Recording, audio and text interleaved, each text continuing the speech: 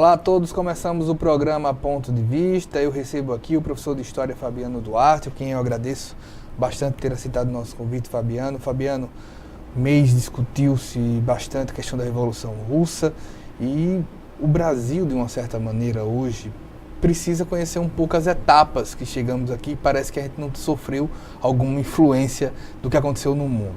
A Revolução Russa de 1917, em que terreno ela conseguiu florescer? Agradeço o convite também, Wendel, e é um prazer estar aqui discutindo um tema tão importante nesse ano do centenário da Revolução Russa, né, que completou agora em novembro, no dia 7 de novembro. E o terreno da Revolução Russa de 1917 é um terreno, sem dúvida nenhuma, é o terreno do principal fato histórico do século XX. E eu diria assim porque você imagine que você tem um país com talvez uma das maiores, se não a maior população de analfabetos no início do século XX e que faz uma revolução, né, extremamente importante. Um país que você tem uma imensa maioria de camponeses, 80% da população de camponeses, que na verdade queria a pequena propriedade, mas que ao fim fez uma revolução socialista. Você tem ali uma revolução num país, talvez um dos mais, se não o mais conservador da Europa, e que, né, faz uma revolução a mais avançada da história. Então o terreno historiográfico é esse. Você tem um país extremamente complexo, né, que conseguia, dentro do seu imenso território, o maior território, ter características europeias e asiáticas, né, um país de capitalismo atrasado, se comparado, por exemplo, com Inglaterra, com Estados Unidos, com a Alemanha, né? Você tem uma imensa população no campo, ainda vivendo com situações praticamente feudais, né? Mas você tem na Rússia uma coisa que a gente precisa observar, já no final do século XIX e início do século XX, a construção de grandes centros urbanos. A população russa urbana, para você ter uma ideia, ela na virada do século XIX para o século XX, ela triplica, ela sai da casa dos 6 milhões para os 18 milhões. E isso muito concentrado, né, num país enorme, mas muito concentrado nas cidades, principalmente da parte europeia, né? Por exemplo, de Petrogrado, Moscou, Kiev. Então você tem aí locais que vão se tornar grandes centros urbanos operários, né? E com, por incrível que pareça, né, mesmo com o atraso cultural do czarismo, né, e com atraso cultural e econômico, né, dessa estrutura social toda, você já começava a ter o desenvolvimento ali, mesmo que dependente do capital europeu ocidental, mas um desenvolvimento considerável, né? E vale dizer ainda uma questão que é importante. A Rússia foi o país que ela não só contribuiu diretamente para estancar as revoluções do século XVIII e XIX, não podemos esquecer isso, porque às vezes as pessoas têm a impressão de que a Revolução Russa foi o fato histórico que ocorreu só entre fevereiro e outubro de 17. Não é. É um fato histórico de longa... ele tem elementos de longa duração e elementos de curta duração, né? Então, se nós observarmos, a Revolução Russa, ela de alguma medida tem uma conexão com o século XVIII e XIX muito profunda. A Rússia, ela foi o país que de alguma maneira estancou a onda revolucionária que havia explodido na França no final do século XVIII. Ao lembrar de Napoleão Bonaparte, por exemplo, né, o czarismo foi quem estancou a onda revolucionária do final do século XVIII e início do século XIX. E daí para frente a Rússia ganha, vamos dizer assim, o título e o simbolismo de que era o bastião do conservadorismo na Europa. E aí com isso você abafa a transformação social, o progresso político, cultural, humano que aquela grande nação, que, como alguns historiadores costumavam dizer, era uma espécie de prisão dos povos. Você tinha ali dezenas de etnias, dezenas de línguas, né, ali vivendo sobre a batuta de um único poder, o poder dos Romanov, né, um Estado profundamente militarizado. Para nós termos uma ideia, o governo czarista russo, ele gastava em média cerca de 70% a 80% do PIB, a depender da conjuntura, em armas.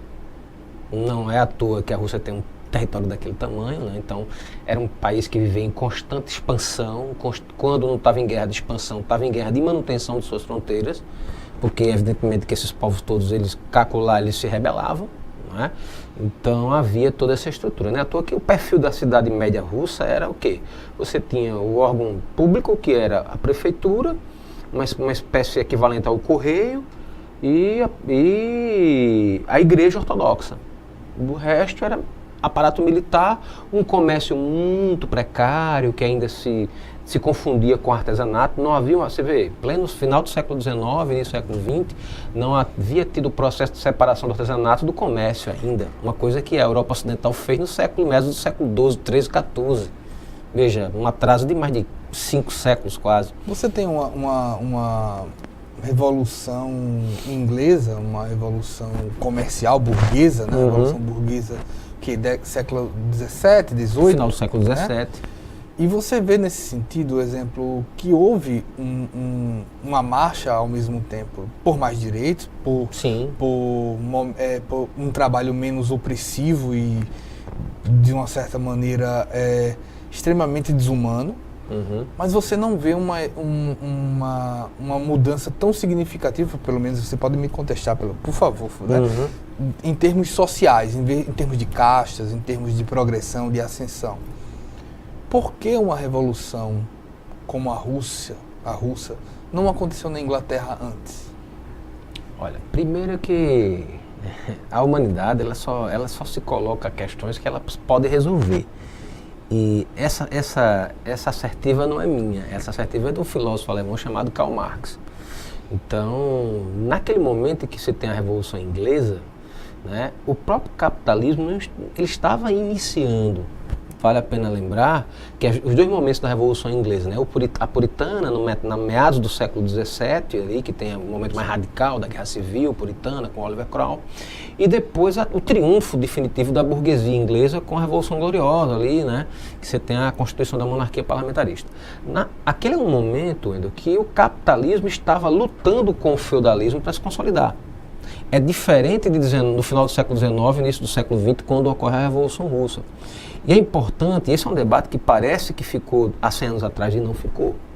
Por exemplo, o que se discutia muito na Rússia do final do século XIX, início do século XX, e que, de certa forma, ganhava os auditórios do movimento operário russo e europeu, de maneira geral?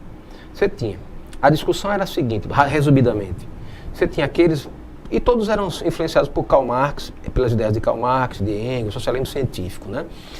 Mas você tinha, resumidamente, dois grandes grupos. Você tinha um grupo mais liderado pelo pessoal da Segunda Internacional, lá na Alemanha, com Bernstein e Kautsky, que dizia o seguinte, olha, é uma questão inexorável, a humanidade vai evoluir para o socialismo, né? Vamos aqui aumentando o número de participação nos parlamentos. O parlamento alemão, por exemplo, o Partido Socialista Alemão, né? O Partido Social Democrata Alemão era um exemplo, era o grande partido da Segunda Internacional. Então os caras diziam, olha, é inexorável, pelas reformas nós vamos chegar ao socialismo, né? E para isso podemos fazer aqui algumas alianças pontuais com as nossas elites locais, com as burguesias locais. Aí você vai ter do outro lado setores ligados a uma tradição um pouco mais radical, eu diria mais radical mesmo, como Rosa Luxemburgo, o próprio Lenin, na Rússia, que vai dizer, não, olha, o tempo de aliança com a burguesia acabou. E o Marx já tinha falado isso numa obra dele chamada O 18 do Brumário, escrito por volta onde ele vai analisar 1861, 62 na França. Quando você tem o golpe do 18 do Brumário, que o Napoleão III, o sobrinho do Napoleão Bonaparte, assume o poder.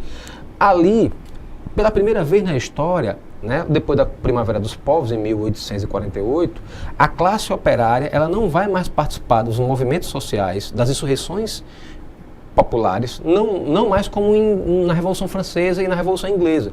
Porque se nós pararmos para pensar, o povo não participou da Revolução Inglesa e Francesa? Participou. Mas quem liderou foi a burguesia. O projeto político, o projeto cultural, o projeto de mundo, né? Vamos dizer assim, a ideia era da burguesia. A igualdade jurídica, e você falou bem uma questão que é importante. Se falava muito nas revoluções burguesas, inglesa e francesa, as maiores, da igualdade, todo cidadão era igual perante a lei. Isso é um lema que até hoje a gente fala, né? Só que quando foi feita a Revolução, que se consolidou o Estado burguês, que se consolidou as condições jurídico-políticas para o capital se expandir e se desenvolver, a classe trabalhadora começou a perceber que era igualdade para quem tinha o capital. A classe trabalhadora ficou de fora. Não é à toa que quando a gente pega as leis que foram promulgadas logo após a Revolução Inglesa, logo após a Revolução Francesa, ao capital se podia tudo, ao trabalho nada. Não à toa que a revolução que vai estourar de 1848 em diante, Wendel, as revoluções vão ganhar essa natureza. Não vai ter mais revoluções no sentido liberal. Um outro país que ainda vai ter o conteúdo nacional, a ideia da libertação nacional ainda muito forte. Mas, de maneira geral, pode observar. Não à toa que você tem em 61 a França, 1861, o golpe do 18 Brumário, porque não foi outra coisa, a burguesia francesa, a burguesia mais revolucionária da Europa, Sim. amedrontada com o proletariado agora, que o proletariado agora não era mais um coadjuvante. O que está em jogo? Voltando ao debate que estava rolando na Europa, no final do século XIX e do século XX, entre qual era a natureza da revolução? O grande debate, que até hoje está em voga esse debate, trazendo esse debate para os dias de hoje. Qual é a natureza da transformação social? Qual é a natureza da revolução, por exemplo, nos dias de hoje? É uma revolução meramente democrática? É uma revolução meramente democrática liberal? Ou é uma revolução socialista? Esse era o debate que, vamos dizer assim, incendiava os auditórios na Europa no final do século XIX e do século XX. E não é à toa que nós vamos ver que a Revolução Russa, na verdade, ela tem dois grandes momentos, fevereiro e outubro. E vai aparecer nesses dois grandes momentos exatamente esse debate. Exatamente esse debate. Então, e aí voltando àquela reflexão sua muito boa, por que a Revolução Inglesa não foi uma revolução socialista? Porque o socialismo não era um horizonte ainda. O capitalismo não tinha se consolidado, não tinha se estruturado para que a gente chegasse à conclusão de dizer, olha, não é o capitalismo que vai resolver as questões fundamentais da humanidade. Como hoje, por exemplo. Hoje é possível a gente dizer isso. Hoje é possível a gente dizer que, poxa, o capitalismo se desenvolveu, amadureceu, né? Eu estou entre aqueles intelectuais que consideram que o capitalismo chegou ao seu estágio de maturidade nessa virada exatamente do século XIX para o século XX. Claro que ao longo do século XX o capitalismo mostrou uma elasticidade muito forte também, e até hoje mostra, né? Eu também acho que a mudança de forma social, de forma de estruturação social, não vai ocorrer de maneira, vamos dizer assim, evolutiva, sem uma intervenção humana, sem os trabalhadores, sem a sociedade se organizar. Se a gente deixar do jeito que está, vejam hoje, por exemplo, hoje, trazendo um pouco para o dia de hoje, a gente tem uma situação que as 10 pessoas mais ricas do mundo concentram quase que 40% do PIB mundial. Veja, em pleno o regime capitalista, aquele que derrubou o feudalismo nas revoluções inglesa e francesa, exatamente porque havia uma distorção social profunda nos três estados, o primeiro estado com o clero, o segundo estado com a nobreza, que tinha todas as riquezas e privilégios da sociedade, enquanto o terceiro estado, que tinha a burguesia e o povo, vivia na miséria, pagando os impostos no caso da burguesia e o povo. Então, veja, aquilo levou à revolução do final do século XVII e do século XVIII. Né? Veja que hoje você tem uma situação que, se compararmos do ponto de vista da distribuição meramente da riqueza, ainda é mais absurda. Numa sociedade como a nossa, você tem uma situação em que 10 pessoas concentram na sua mão, né, quase que na metade da riqueza do mundo. Isso é inaceitável, inimaginável. Parece uma coisa de ficção científica, mas não é verdade, é realidade. Né? Então, essa é uma das questões, né, por não ter sido socialista. Mas, em grande medida, como todas as revoluções progressistas, claro, ela para a época, a Revolução Inglesa ela foi avançada, porque a questão da igualdade jurídica naquele momento ela era importante. Né? Não era possível a gente pensar, por exemplo, o socialismo na Revolução, por exemplo, Russa 17, nem hoje, se não tivesse ali naquele momento do final do século XVI, Há quem diga que não existiria a Revolução Francesa sem a Revolução Sem dúvida, porque a história é um processo. Né? Apesar de a gente viver numa conjuntura atual de pós-verdade e de muita mentira nas redes sociais, onde as pessoas soltam informações que não têm objetividade nenhuma, porque as pessoas acham que história não tem objetividade. História é só uma questão de opinião pessoal. Então, e se for uma opinião de uma pessoa que eu gosto, é história. Se não for, não é história. Não é assim que funciona. A história, como qualquer outra ciência, ela tem as suas regras, tem as suas objetivações. Né?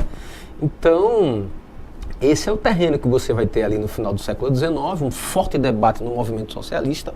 E assim, mais perto até da Rússia, você tem a Alemanha, né? A Alemanha, no caso, ali é a Prússia ainda, não é? Já ou deixando de ser a Prússia. A partir de 1871, ela já é a Alemanha, né? Porque você tem ali aquele... E aí, bem bom você lembrar isso, porque exatamente outro movimento popular muito forte explode na França, em Paris, enquanto você tem Napoleão III já chegando aos seus últimos dias de governo. Então você tem, né, uma situação muito grave na França. A França entra em guerra com a Prússia, ali a Prússia de Otto von Bismarck. Então, no meio dessa guerra, explode outra insurreição popular na França. E dessa vez, essa insurreição ela é claramente anticapitalista, claramente socialista comunista. Ela tem, né, à toa, uma das primeiras medidas revolucionárias de Paris, na Comuna de Paris, é incendiar os cartórios em Paris. Por quê? Porque é a ideia de você abolir a propriedade. E era nos cartórios que estavam os títulos de propriedade. Veja a ingenuidade também, é claro, a imaturidade do movimento operário. O movimento operário estava amadurecendo, nem à toa que, se a gente lembrar, a história do movimento operário está muito colada à história da Revolução Industrial. Então, né? E trazendo para o Brasil, o movimento operário brasileiro ele é ainda mais jovem do ponto de vista político. Nós fizemos a nossa grande experiência política agora, com os 4 governos do PT. 4 não, né? Um foi interrompido de maneira, né, enfim, questionável. 3, né?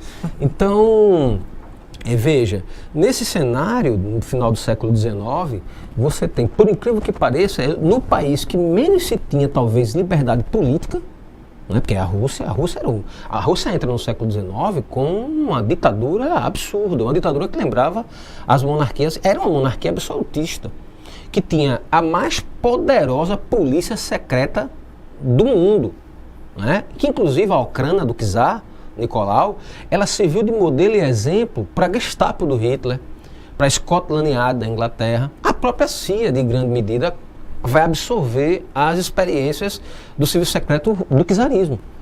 Entra-se no século XX, um país importante, não era a principal economia do mundo, claro, um país atrasado, mas era um país estratégico no jogo do desenvolvimento do capitalismo, né? Então você tem essa situação e a maioria dos principais líderes revolucionários russos, sejam eles, vamos dizer assim, bolcheviques ou mencheviques, né?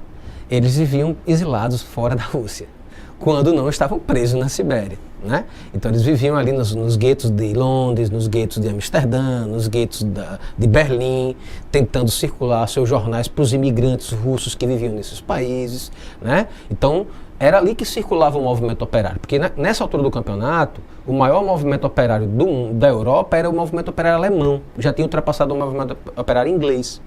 Então era ali que circulavam os principais correntes do movimento operário, não à toa que a Segunda Internacional, nós tínhamos, abrindo um parênteses, né? A Primeira Internacional foi a que Marx participou, com os anarquistas, com Bakunin, etc., e que redundou na Comuna de Paris, que a gente já falou, foi destruída depois da repressão, não à toa que a unificação alemã ocorre em Paris, né? A burguesia parisiense francesa, ela abre suas portas, porque era melhor ser invadida pelas tropas de Bismarck do que ter uma revolução socialista triunfante. Então, não tenha dúvida disso, eles vão fazer isso. E não vai ser a primeira e última vez. Eles vão fazer isso na Segunda Guerra Mundial. Quem não vai lembrar que um país da magnitude da França foi invadido de maneira extremamente rápida pela Alemanha nazista? Hoje nós sabemos, por pesquisas históricas, que a maior parte da burguesia francesa, eu diria, as principais facções da burguesia francesa, vamos dizer assim, que facilitaram a entrada das tropas de Hitler na França. Por quê? Era melhor a invasão hitlerista do que a vitória dos comunistas dentro do país. Pois é. Né? Sobre esse contexto, esse momento da história, a gente volta no próximo bloco, a gente vai para um breve intervalo.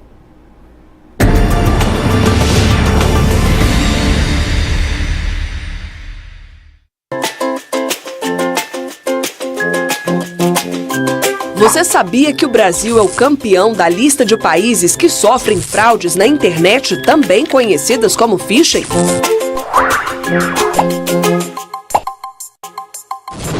O phishing é o roubo de dados pessoais, como número de cartão e senhas por meio digital.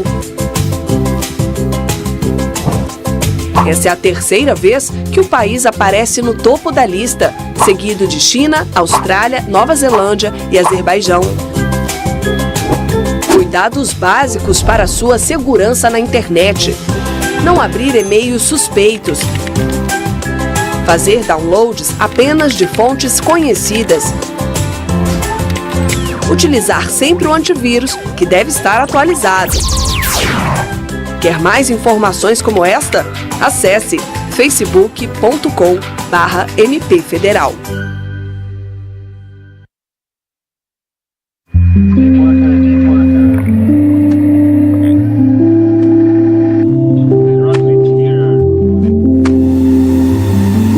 Caraca, é muito peixe. 2, 3, 4, 5, 6, 7, 8, 9.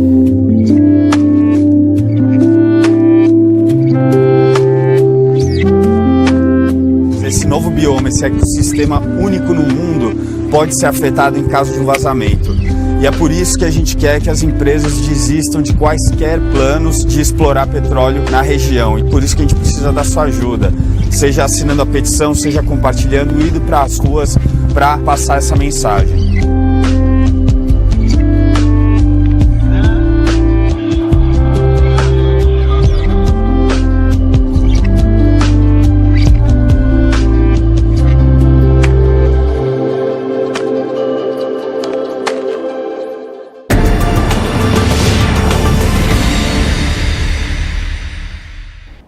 Voltamos com o programa Ponto de Vista. Eu estou aqui com o professor de História, Fabiano Duarte. Estamos aqui falando da Revolução Russa de 1917.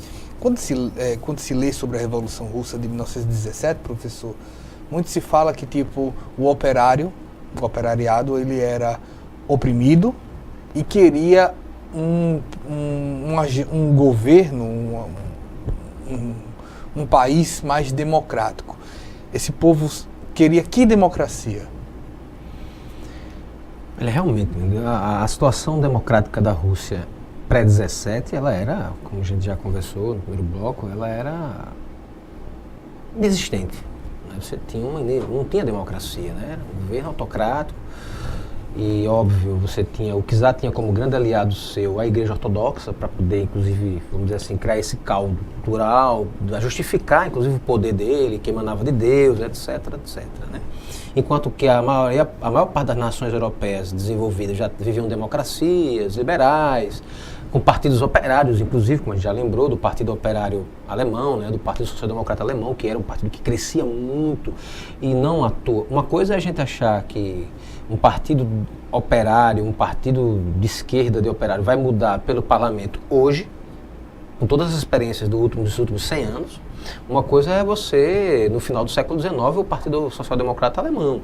Ali as pessoas acreditavam genuinamente que era possível mudar o mundo, ou seja, você fazer uma transição do capitalismo para o socialismo via, vamos dizer assim, reformas no parlamento. Ora, você tinha a ideia simples, claro, de maneira resumida, de que, olha, nós temos a maioria dos votos, somos operários, somos a maior parte da população, temos um partido operário, vamos eleger nossos mais deputados, vamos ganhar a maioria nos parlamentos e vamos mudar o mundo com reformas gradativas e paliativas. Por isso que se havia a crença de que inexoravelmente chegaríamos ao socialismo. Agora, isso há 100 anos atrás. Passamos por todas as experiências do século XX e me parece, e o Brasil foi retardatário nisso aí, por conta da sua posição no capitalismo internacional, na divisão internacional do trabalho, né? Imagine, se a Alemanha é um país de capitalismo tardio comparado com a Inglaterra e a França, o Brasil é um capitalismo hiper tardio. Porque, vamos imaginar, o Brasil só se tornou um país industrializado plenamente já nos anos 70 praticamente. Entre a década de 50 e 70 que nós vamos se tornar uma nação urbana industrial. Então a gente praticamente ontem, né? E a nossa primeira grande experiência do ponto de vista do movimento operário foi agora. Percebe a juventude do nosso movimento? Uma curta experiência. É uma curta experiência, comparado com a Europa, por exemplo, né? Então, a Rússia, ela tinha essa dificuldade, mas ainda assim, é preciso dizer, tinha um poderoso movimento operário. Isso é importante, porque outra coisa também que se diz, a forma como se passa a história, né? Parece que foi algo que aconteceu só em 17, não foi. Pra vocês terem uma ideia, a Rússia ela só vai abolir a servidão na década de 60 do século XIX, mas foi por conta de uma profunda mobilização popular que acossa o czar e faz com que ele legalmente, porque veja, até a década de 60 do século XIX era legal você ter servos. Como no Brasil, até 1888 era legal ter escravos.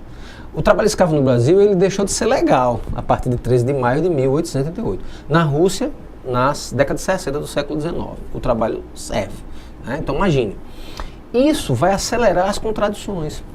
na Rússia, porque agora aquele servo, ou aquele mujik, como era chamado o camponês, ele vai começar a ir para a cidade para se tornar operário. E grandes empresas capitalistas que vinham da França, Inglaterra, principalmente França, Bélgica, Holanda, Inglaterra um pouco menos, e até a Alemanha, começaram a entrar no mercado russo por uma simples questão que até hoje é muito simples. Mão de obra barata, repressão política brutal, o operário não podia organizar sindicatos, não participar da vida política, né? Então era o chicote do Estado, do czar, mão de obra barata, concessões de terreno, etc. O que a gente vê hoje, por exemplo, as reformas que a gente vê no Brasil hoje, o que é quando se fala do custo do Brasil, né? Esses caras querem que a gente receba menos do que o trabalhador chinês e indiano, para poder fazer com que as empresas estrangeiras venham explorar a nossa força de trabalho. Fazendo um paralelo, claro.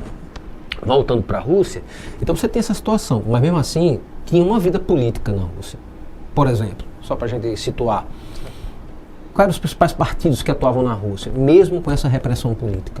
Você tinha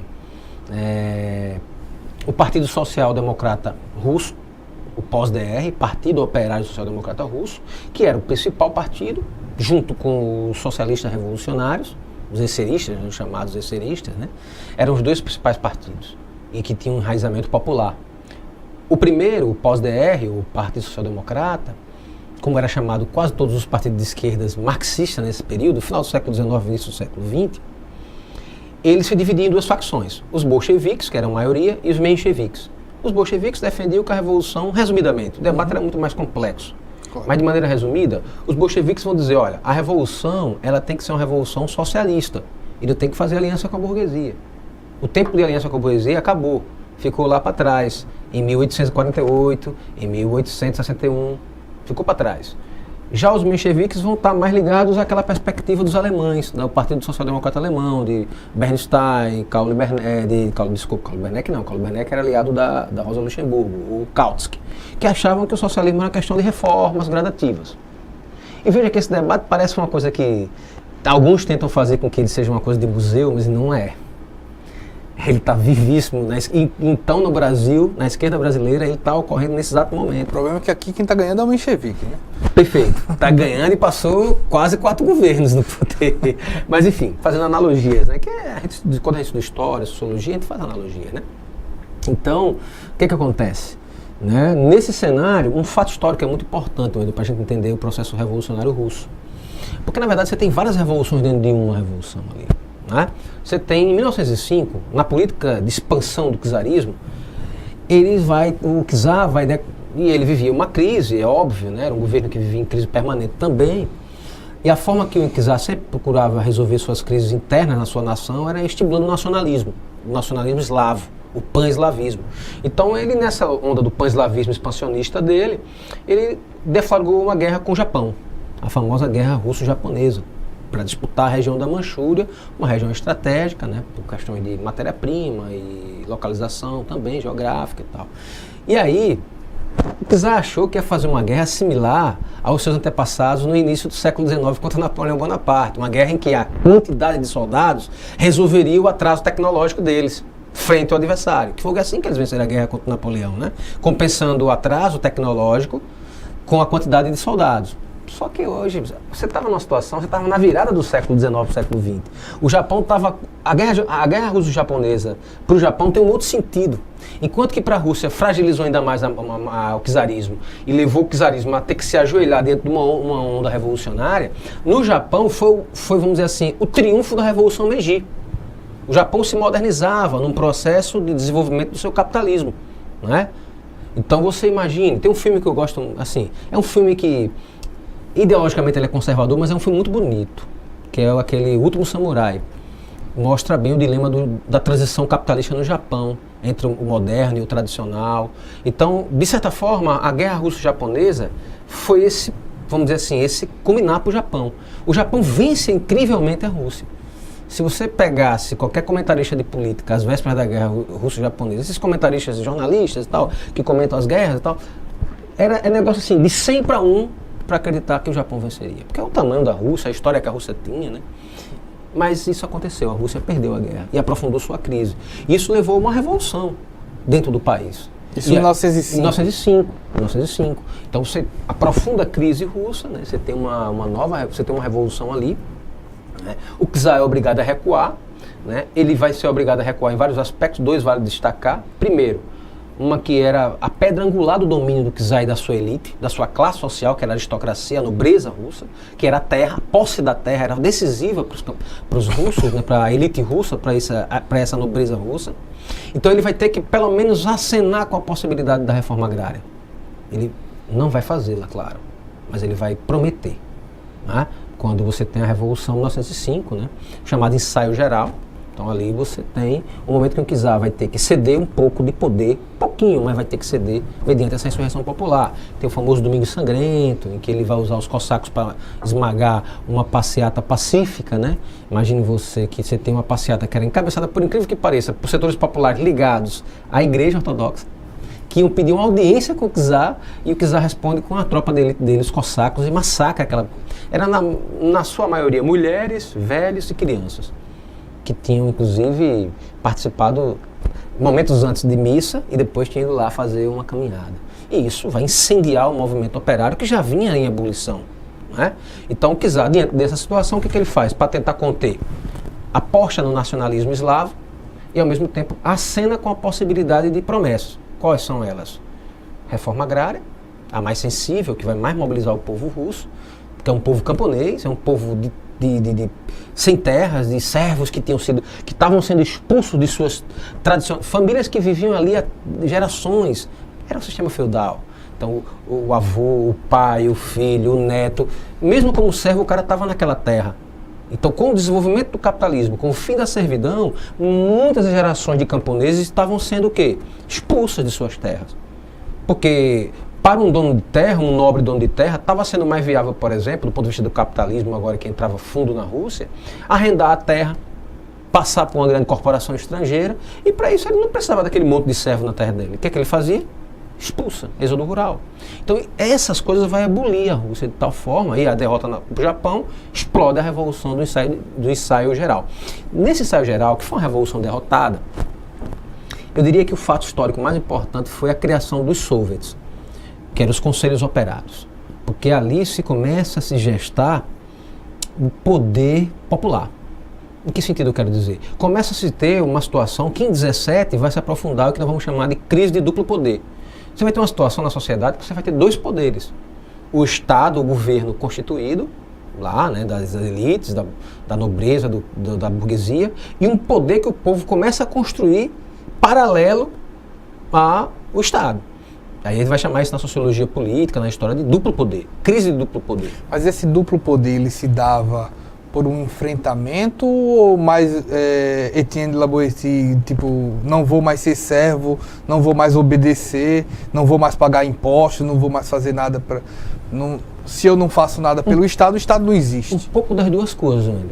Um pouco das duas coisas. Isso também depende muito da conjuntura. Por exemplo, no momento mais de enfrentamento da Revolução, em 5 ali, havia uma situação de enfrentamento mesmo. Por exemplo, nos bairros, nas fábricas, era o soviet que definia as coisas, assim, a segurança, a coleta de lixo, o controle da produção na fábrica, ou seja, era uma afronta mesmo ao Estado. Assim, aqui o Estado não manda mais. Abrindo um parênteses, trazendo um pouco para a realidade mais atual. Recentemente nós tivemos algo muito parecido com isso num país bem, não muito próximo, mas próximo da gente, na América Latina, o México, a questão de Chiapas. Você tem uma situação ali em que Chiapas ficou uma região autônoma, ou seja, criou-se um Estado dentro do Estado. Ou seja, ali aquela população, os camponeses, os indígenas ali, que tem uma história também, aí caberia um outro momento para discutir. Tanto que tem candidato, né, a presidente. Exatamente. Então você tem ali, agora que eles estão começando a consensuar em algumas coisas. Não, mas já escolheu a candidata a presidente. Já. Do próprio território deles, autônomo. Exatamente. Que vai lutar, vai se candidatar. Então ali você tem uma experiência particular de duplo poder no México. Na Rússia nós vamos ter essa experiência profunda. Só que aí, como eu te disse, a Revolução de 1905, em ensaio geral, ela é derrotada. O czar consegue contornar essa crise gerada pela guerra russo-japonesa, pela própria crise do sistema capitalista russo. E aí, como ele consegue? Qual é o caldo ideológico, cultural que ele consegue para poder contorná-la? Vai ser exatamente, mais uma vez, a senha nacionalista. Agrupar todo mundo, o nacionalismo, e a reforma agrária vai ficando para trás, como uma promessa, né? O parlamento que se cria, você vê, o parlamento russo foi criado em 1905 com a Duma, né? um parlamento extremamente esvaziado de poder, um parlamento que quem mandava era o próprio czar, né? E nesse cenário, o czar consegue ganhar um fôlego. Eu digo um fôlego entre 1905 e 1914. Você sabe que em 14 estoura a Primeira Guerra Mundial, e com a explosão da Primeira Guerra Mundial, as contradições, imagine, se a Guerra Russo-Japonesa, que foi uma guerra localizada, resultou em contradições profundas que levaram à Revolução do Ensaio Geral, você imagina agora em 14, porque é óbvio que a Rússia vai entrar na guerra. Inclusive, a guerra oficialmente começa por um fato que se desdobra com relação direta com a Rússia. Não podemos esquecer que o que leva o fato que leva o início da guerra é o assassinato do arquiduque, né, Franz Ferdinando, que era o herdeiro do Império Austro-Húngaro. O Império Austro-Húngaro, você tinha 3 grandes impérios multiétnicos antes da Primeira Guerra explodir. Você tinha o Império Austro-Húngaro, né? Você tinha o Império Russo e você tinha o Império Turco-Otomano. Esses 3 impérios estavam em pleno processo de decadência. E voando os abutres por fora, tinha as nações modernas imperialistas capitalistas. Inglaterra, França, Estados Unidos, Alemanha, todas querendo, vamos dizer assim, pegar os despojos desses territórios que estavam sob o controle desses impérios. Não à toa que você tem um choque ali, pan-eslavo versus pan-germanismo, que explode a Primeira Guerra. Então, nesse cenário, paralelo a isso, os debates do movimento operário prosseguem. Pra você ter uma ideia... Mas me permita, professor, sobre esse contexto, queria até te dar mais tempo, mas a gente vai para um breve intervalo e a gente volta justamente desse ponto, certo? Ok. A gente volta já com o programa Ponto de Vista. Rapaz, e agora?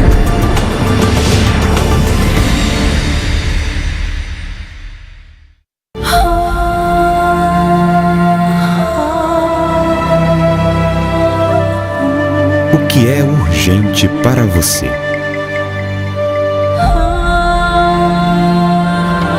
Para muitas famílias, a prioridade é ter o que comer.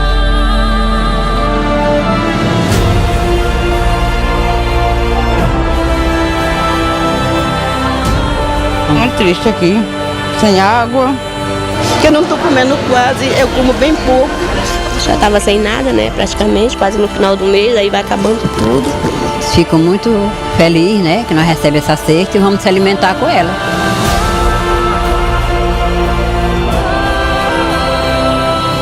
Quando a LBV chamar, diga sim.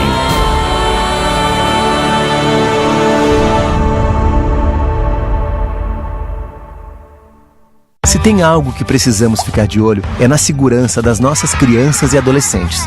Violência sexual, uso de álcool e drogas, trabalho infantil, situação de rua e desaparecimento de crianças são exemplos do que precisamos prevenir e denunciar.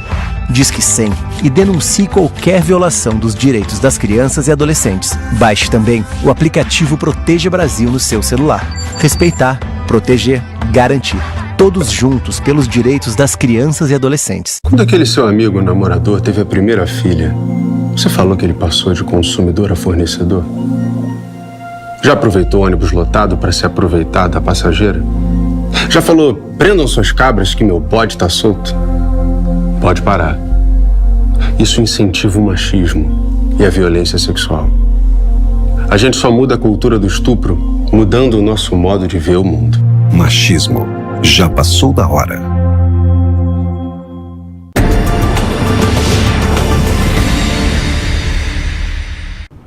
Voltamos com o programa Ponto de Vista. Eu estou aqui com o professor de História, o Fabiano Duarte. A gente falava do momento da Revolução. Tinha um movimento até na Primeira Guerra Mundial, o pan-eslavismo e o pan-germanismo. Como eles se configuraram para esse avanço e eclodir a Revolução Russa?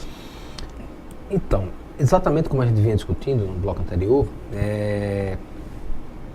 o czar, ele vai mergulhar na Primeira Guerra Mundial com a sua política belicosa nacionalista, né? Então, isso vai mexer profundamente com o movimento operário, né? E aí os debates que já vinham acalorados, né?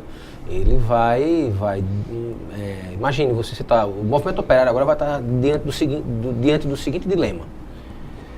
A guerra está em curso, estamos chegando a 1914, os países deflagram guerra depois do assassinato do arquiduque, Franz Ferdinando, né?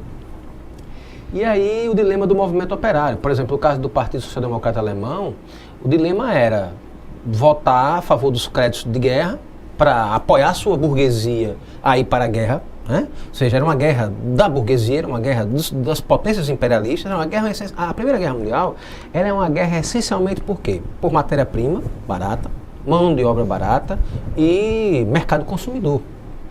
Diferente das primeiras fases do capitalismo, no século XV, XVI, XVII, o capitalismo entrava em sua fase madura, né, a fase do monopólio, e agora não mais ele buscava se expandir para trazer metais preciosos para os grandes centros. Pelo contrário, agora a luta era para expandir capital, abrir multinacionais, expandir ferrovias, abrir sucursais de bancos. Enfim, essa é a natureza da Primeira Guerra Mundial, né? Então você tem uma guerra essencialmente imperialista e quem vai morrer são os operários, nas trincheiras, camponeses e operários. E uma guerra profundamente tecnológica agora, né? Uma guerra que a humanidade jamais, não é à toa que a humanidade vai batizar a história vai batizar de a Grande Guerra Mundial. Não é à toa, né?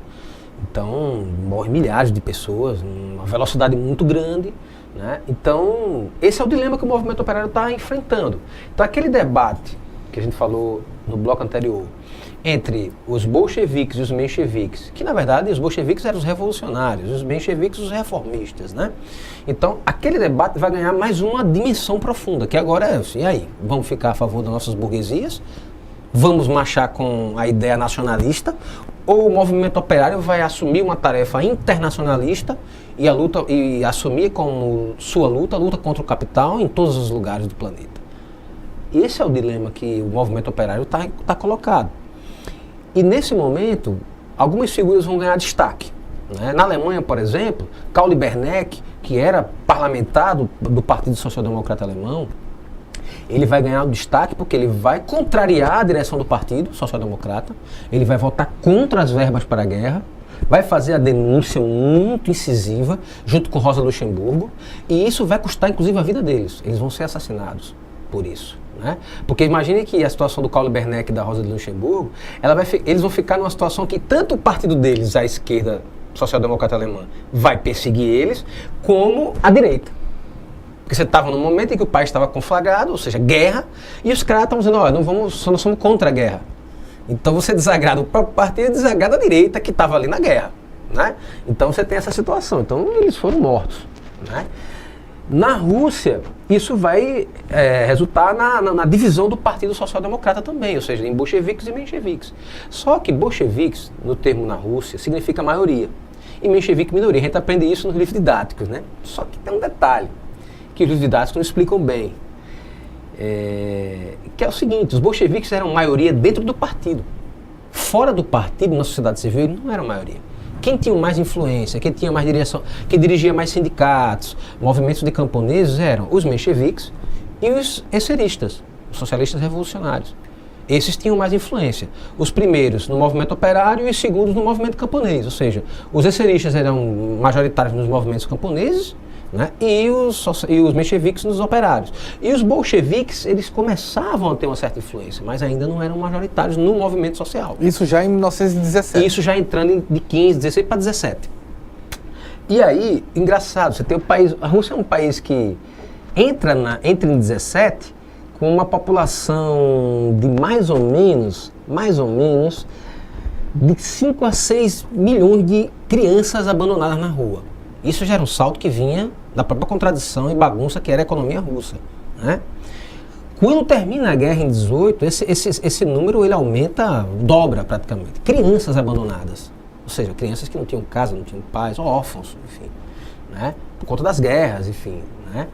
Então você imagina, e era um país que tem uma taxa de analfabetismo enorme. Entre os homens, a cada 10 homens, 7 eram analfabetos. A cada 10 mulheres, 9 eram analfabetas. Então era uma taxa de analfabetismo, e esses dados que eu estou dando aqui para você, eles são dados do censo, do último censo que o governo do czar Nicolau II fez. Isso não tornaria mais difícil aplicar as ideias de Marx? As teorias de Marx? É aí onde é que está, cara. Porque Marx também nos ensina uma questão que é muito importante. Essas questões não dependem da ilustração do povo. Se fosse assim, a gente sempre espera que as sociedades mais civilizadas, que têm mais acesso à educação, né, elas resolveriam, né, essa questão da desigualdade. Veja, por exemplo, vou dar um dado da atualidade para provar que o simples e puro acesso à educação não resolve as questões sociais e as contradições. Por exemplo, no Brasil, as mulheres, por exemplo, todo mundo sabe, são dados aí, tem pesquisas, várias pesquisas, que as mulheres, mesmo tendo o mesmo grau de instrução e ocupando espaços no mercado de trabalho, elas recebem menos que os homens. E vou usar um dado mais recente. As mulheres hoje conseguem, elas superaram os homens em termos de nível superior. Hoje tem mais mulheres com nível superior no Brasil do que homens. A gente vê isso na sala de aula das universidades, institutos federais, faculdades, né? Você tem mais mulheres frequentando faculdades com mais diploma superior. E aí eu te pergunto, isso resolveu a questão da diferença salarial? O fato de ter... Melhorou? Melhorou, mas eu te pergunto, resolveu? Ou seja, a mulher hoje ganha igual, eu não estou falando nem que ela ganha mais, porque se isso fosse verdade, teoricamente a mulher teria que receber salários maiores do que os homens, já que ela tem mais formação, certo? Mas ela não só não recebe mais, como ela nem resolveu a igualdade salarial. Ou seja, nos mesmos cargos, com a mesma formação, receber os mesmos salários. Só para dar um exemplo no mundo atual, porque há também a ilusão de que a educação vai resolver, sabe? Não é muito por aí. A educação é a dimensão fundamental, é uma dimensão importantíssima, não era ela por si só, certo? Então, essas são contradições que, para mim e para muitos, o que vai definir isso são as condições materiais, as necessidades. Então você, por outro lado, sabe, tem uma questão muito interessante. Na Rússia, em 17, você tem circulando, só o Partido Bolchevique tinha negócio de 50 jornais circulando em todo o país. 50 jornais diferentes. E desses 50, cerca de mais de 10 eram diários. Numa população analfabeta. Você está entendendo? Percebe? A Rússia é um país muito contraditório. Nisso ela lembra muito o Brasil. Você tem um desenvolvimento desigual e combinado do capitalismo, que em países como Rússia, Brasil, Índia, China, você consegue ter convivendo ali o arcaico e o moderno de maneira extremamente, sabe? Você tem coisas, você vê, Maceió é uma cidade que a gente costuma dizer que é a síntese dessa desigualdade combinada do capitalismo. Você, por exemplo, você tem fábricas aqui da ponta de lança da química, certo? Do que há de mais moderno na indústria da química fina no mundo. Ao mesmo tempo, você tem circundado essas fábricas as comunidades que lembram há 2, 3 séculos atrás. Percebe? Convivendo ali, na dialética e na contradição da história. Isso vai acontecer na Rússia, cara. Por isso que não dá para dizer, olha, não vai ter revolução por isso ou vai ter revolução por aquilo. Ninguém tem a chave da história. Esse é o grande barato. A história está aberta. A história está tão aberta que você tem hoje uma série de pessoas aí, de correntes e tal, meios de comunicação, que insistem em dizer que a Revolução Russa foi uma tragédia. Ou seja, a disputa...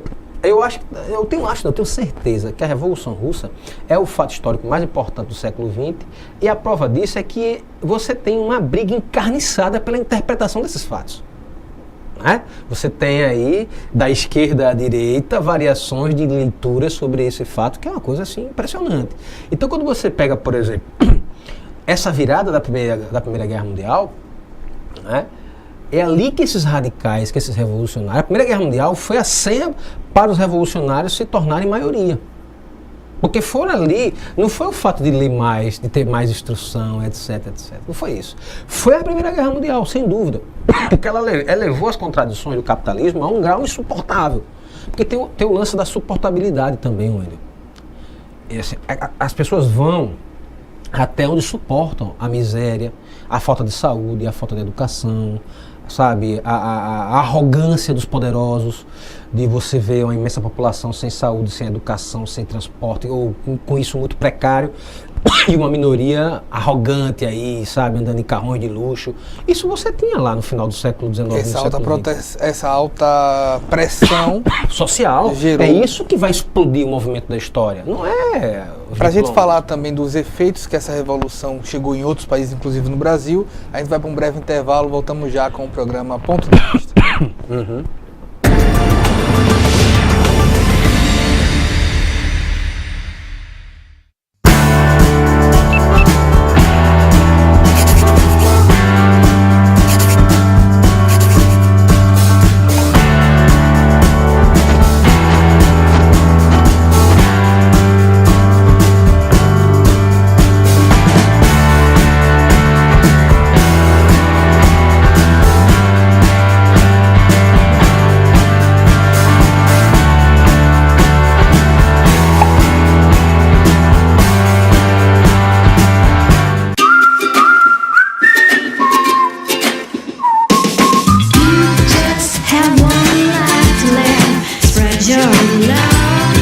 One says okay.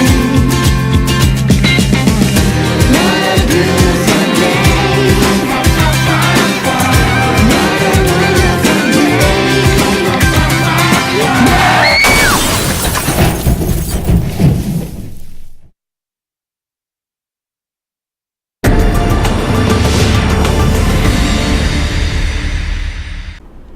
Voltando com o programa Ponto de Vista, estou aqui com o professor de História, o Fabiano Duarte.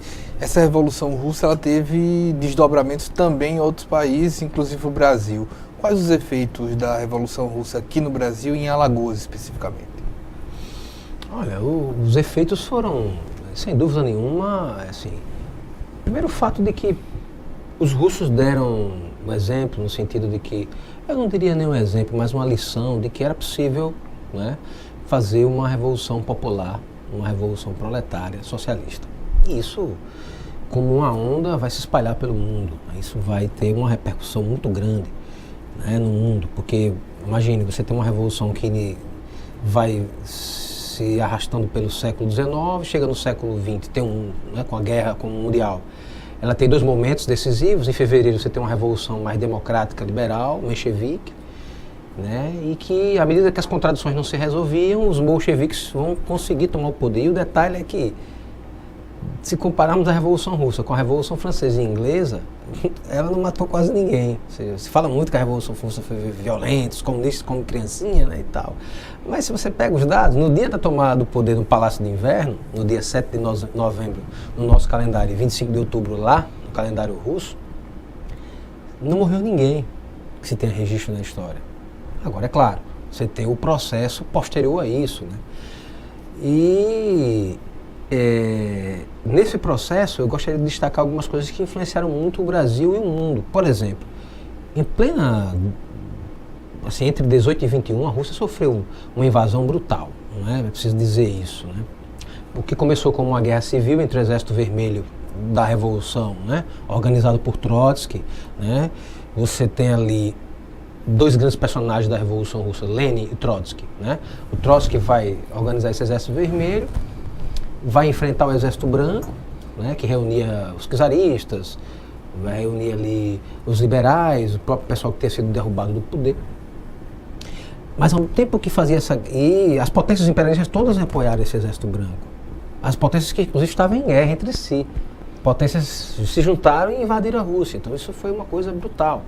E começa-se, porque olha, eu fiz uma pesquisa recentemente, agora nas semanas de comemoração da Revolução Russa, eu fui para o arquivo público e fui pesquisar no jornal lá, o jornal, se eu não me engano, e eu fui ver quais jornais que circulavam diariamente em 1917 em Alagoas, para ver como é que tinha repercutido a Revolução Russa na imprensa alagoana. E aí eu só consegui no arquivo lá um jornal, se não me engano, um jornal de Alagoas. Era o único que tinha tiragem diária. Então eu conferi dia do ano de 1917, todos os dias que tinha na coleção lá. E por incrível que pareça, ela repercutiu de maneira muito ainda, em 17 em si, ela repercute de maneira ainda muito tímida. A imprensa local e nacional, ela saúda, de certa forma, a Revolução de Fevereiro, porque caiu a monarquia e aqui havia uma... Não podemos esquecer que estavam com pouquíssimo tempo de que a nossa república havia sido proclamada. Então aqui, vamos dizer assim, eventos republicanos, seja positivista, liberal, enfim, favoráveis. Então saúda-se a Revolução de Fevereiro, menchevique. Mas quando a Revolução, né, não consegue, né, no viés liberal, resolver seus dilemas, e que quem toma o poder são os trabalhadores agora mesmo, isso vai fazer com que a coisa vá mudando. Né? Então, por exemplo, uma coisa que a Revolução Russa fez, eu diria que vale assim destacar, e eu vou destacar isso por ser professor, é a questão da educação. A Rússia, que os dados que eu vinha dizendo nos blocos anteriores, a Rússia ela vai conseguir erradicar entre 1918 e 30 o analfabetismo. Vai se criar uma rede gigante. Um país é o maior país do mundo, um país que ele é ao mesmo tempo europeu e asiático. Você vai se criar uma rede de creches, né, públicas. Você vai ter uma rede de escola infantil pública, você vai ter uma rede de universidade pública, você vai ter tudo isso sofrendo o maior bloqueio econômico, político, ideológico, cultural da história. E militar. Porque até 1921 a Rússia estava sendo atacada. Né? E isso está ocorrendo. né? Então, essas transformações, por exemplo, grandes inovações no campo da pedagogia, a ideia do trabalho como princípio formador, a ideia da politecnia, que são discussões que Marx fazia no século XIX e que os russos vão colocar em prática com Krupskaya, com pedagogos importantes como Shugin, Pistrak, que vão desenvolver ideias. Quer ver, no Brasil isso repercute na educação rapidamente. Rapidamente o Estado brasileiro percebe que era importante se preocupar com a educação para os trabalhadores. Nem que fosse para evitar que os trabalhadores fossem influenciados por ideias anarquistas e marxistas. Mas era preciso o Estado se preocupar com o currículo educacional dos trabalhadores. Porque a Rússia estava dando exemplo.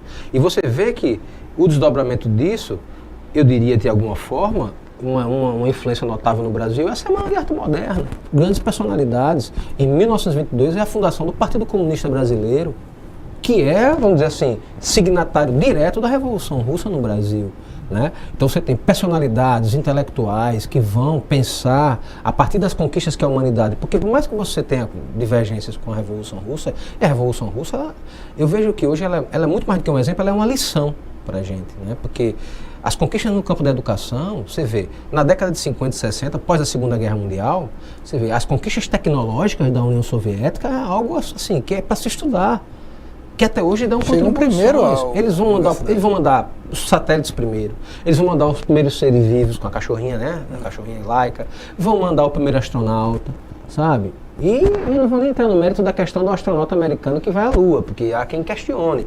Mas, enfim, o que é certo é que na corrida tecnológica, um país que entra no século XX como um país de lavadeiras e camponeses, né, nenhum país, isso é um desafio histórico, nenhum país da história da humanidade conseguiu fazer tantas escolas, hospitais, casas, num curto espaço de tempo. E eu estou pensando no capitalismo do século XIII ao século XXI. Isso no espaço de tempo da metade do século XX. Percebe? Então, não é qualquer coisa. Foi só uma revolução para fazer isso, né? E aí, nesse sentido, que eu acho que a Revolução Russa é uma lição. Em Alagoas, cara, você vai ter também gente, intelectuais, personalidades, que vão pensar, vão influenciar a produção cultural, historiográfica, filosófica. Você vê, por exemplo, uma grande figura que é muito pouco conhecida pelos alagoanos, que é o Otávio Brandão. Otávio Brandão era foi para a União Soviética, ajudou a construir o Partido Comunista, né? Ele tem uma obra, ele começou, para você ter uma ideia, ele começou a fazer um estudo aqui em Alagoas, um estudo revolucionário, que vai resultar naquela obra dele, Canais de Lagoas, né? Que, poxa, ele já naquele momento, um jovem, eu poderia dizer que Otávio Brandão é um dos primeiros, se não o primeiro ambientalista brasileiro, e vai dizer, olha, Alagoas tem condições de desenvolver outros ramos industriais que não o da cana, por isso ele vai ser perseguido, vai ter que ir embora para o Rio de Janeiro. E lá ele vai virar vereador pelo Partido Comunista, sabe, pelo PCB, né? Então, a Revolução Russa, até hoje, ela é um debate apaixonante e, com certeza, influenciou muita gente no Brasil, né? Graciliano Ramos era um profundo, foi do Partido Comunista. Nísio da Silveira. Você vê grandes figuras, o Oscar Niemeyer. Então, a Revolução Russa teve um impacto muito grande. E, ao contrário do que muita gente pensa, o Partido Comunista não tinha uma relação com a União Soviética, com o Partido Comunista Russo, de dependência só, não. Nós tínhamos uma certa autonomia. Que há quem acha que nós só seguimos ordem de Moscou. Não é bem assim, não. E nesses 100 anos de pós-revolução, eu acho que tem muita coisa a contar. Eu convido você a voltar aqui depois e a gente conversar sobre isso. A gente já contou como aconteceu. Também. Pois bem, a gente agradece também a você pela audiência, espero uma próxima oportunidade. Até mais.